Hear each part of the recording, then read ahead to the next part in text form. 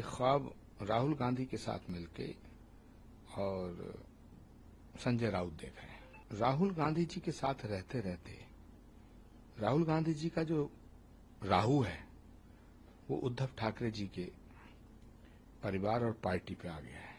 वो चाहते हैं कि एक और पाकिस्तान बन जाए और जो दूसरा पाकिस्तान बनेगा उसका प्रधानमंत्री वो राहुल गांधी को बनाना चाहते हैं। कि राहुल गांधी जी, अखिलेश यादव जी और जितने सो कॉल्ड सेक्युलर नेता हैं जो स्यूडो सेक्युलरिज्म की बात कर रहे हैं, ये देश की जनता को धोखा दे रहे हैं। 1947 में भारत को तोड़ने का एक ख्वाब मोहम्मद अली जिन्ना ने देखा था और उसी तरह का एक ख्वाब राहुल गांधी के साथ मिलके और संजय राउत देख रहे हैं। और राहुल गांधी जी के साथ रहते रहते राहुल गांधी जी का जो राहु है वो उद्धव ठाकरे जी के परिवार और पार्टी पे आ गया है। संजय राउत राहुल गांधी जी के साथ मिलकर इस देश को तोड़ने की साजिश कर रहे हैं, क्योंकि उन्हें लगता है कि इस भारत की जनता अब उनके मंसूबों को समझ चुकी है और उन्हें कभी समर्थन नहीं करेगी। इसलिए वो चाहते हैं कि एक और पाकिस्तान बन जाए और जो दूसरा पाकिस्तान बनेगा उसका प्रधानमंत्री वो राहुल गांधी को बनाना चाहते हैं।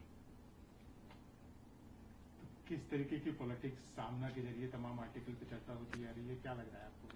देखिए, सामना एक ऐसा मुखपत्र रहा है जो देश की बात करता था, राष्ट्र की बात करता था, छत्रपति शिवाजी महाराज की बात करता था, महाराणा प्रताप, गुरु गोविंद सिंह जी महाराज, नेताजी सुभाष चंद्र बोस और देश के शौर्य की बात करता था।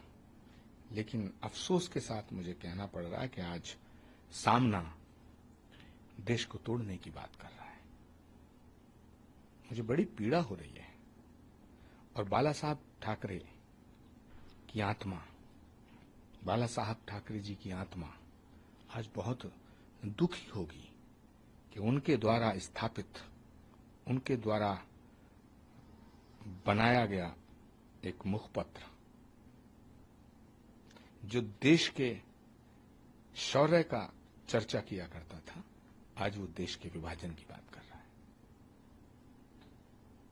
उधर संभल की जामा मस्जिद में तमाम विवादों के बाद सफेद रंग से रंगनी शुरू हो गई है, लग गई है, लगभग शुरू हो गई है।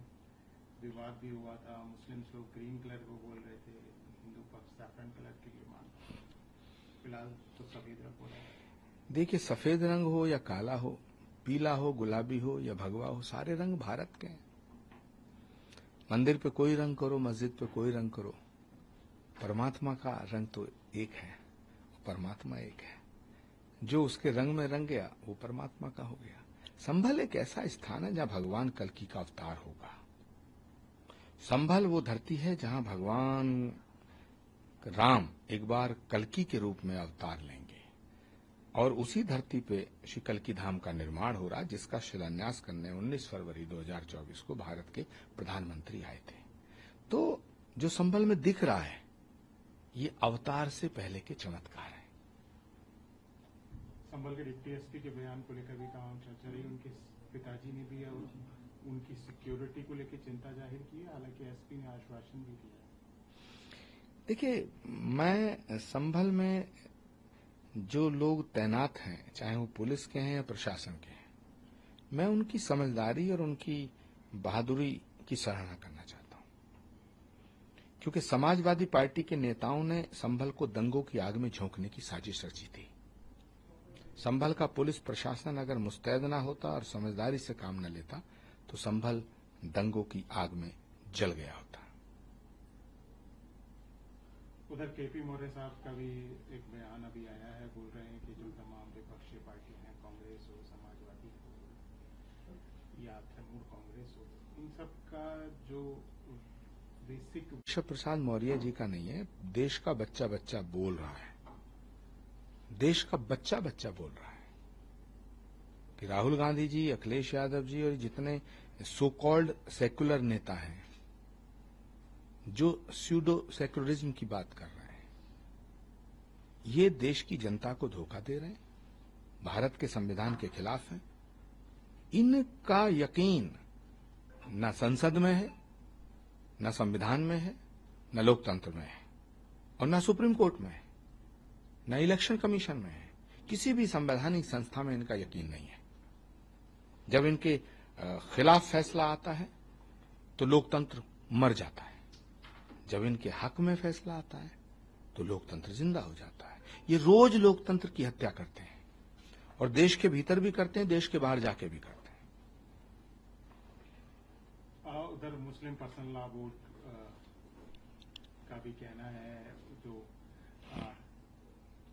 कि all India Muslim personal law board Bharat में रह रहे मुसलमानों की हिमायत करने के लिए बनाया गया था, लेकिन अफसोस की बात यह है कि भारत के मुसलमानों की बात नहीं करता वो पाकिस्तान और बांग्लादेश से गाइड हो रहा है।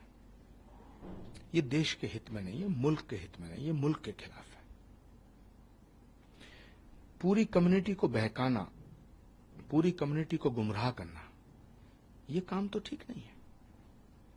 मुस्लिम पर्सनल लॉ बोर्ड के तमाम जिम्मेदारों से मैं गुजारिश करना चाहता हूं कि वो भारत के मुसलमानों को भारत से अलग करने की साजिश ना करें। दूसरा, उधर तमाम तरीके के बयान, क्या लग रहा है आपको पॉलिटिक्स में? कुछ ऐसे नेता हैं जिनको विरासत में सियासत मिली है।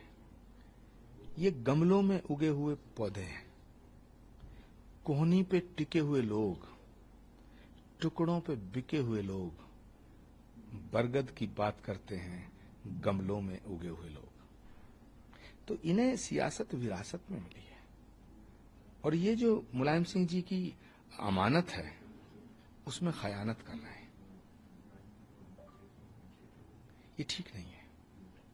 उधर केदारनाथ में भी एक मंत्री हैं, उनका कहना है, उन्होंने भी बोला है कि तमाम खबरें आ रही हैं कि जो गैर मुस्लिम, जो मुस्लिम लोग हैं, गैर हिंदू लोग हैं, उन्होंने बोला है कि वो वहां पे तमाम घटनाओं को अंजाम देते हैं, उनके जाने पे रोक लगनी चाहिए। देखिए, कोई भी धार्मिक स्थल कोई भी हो, किसी भी धर्म का हो, वो उनके लिए होता है जिनकी आस्था उसमें हो।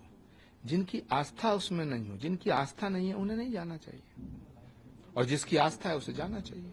तो सवाल तो आस्था का है, सवाल श्रद्धा का है, सवाल अपने अपने अकीदे का। जिसकी आस्था जहां है उसको वहां जाना चाहिए, और जिसकी आस्था नहीं है तो डिस्टर्बेंस पैदा करने के लिए नहीं जाना चाहिए।